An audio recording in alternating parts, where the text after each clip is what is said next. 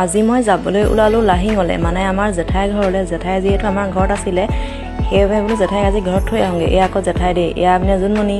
তাৰপিছত এয়া আমাৰ সোণমানুহ প'ষ্ট দেখিছে নাই, চশমা পিন্ধি মোচন পূৰা গাড়ীত গৈ আছে। আৰু এয়া আমাৰ মানুহজন দেই, মানে লাজ কৰে অলপ ভিডিঅ'ত ওলাবলৈ। মই মানে মনে মনে ভিডিঅ' এটা কৰি থ'লোঁ। তাৰপাছতে গাড়ীখনত এয়া তেল অকণো ভৰাই ল'লোঁ।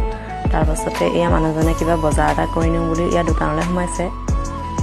এয়া আকৌ সোণমানুহে আমাৰ বাপেক যাবলৈহে পালে, দেখিছেনে, গাড়ীত উঠি পূৰা গাড়ী চলাবলৈকে লাগে। তাৰপাছত আমি জেঠাই ঘৰ পালোঁহি। এয়া আমাৰ সোণমানুহ, ইপিনে এয়া জেঠাই নাতিনীয়েক দিয়ে। তাৰপাছতে মই গ'লোঁ আলু খেতি চাবলৈ, মানে জেঠুৱে কৰা আলু খেতি দিয়ে। এয়া আলু দি থৈছে। তাৰপিছত ইফালে এয়া কচু আছে।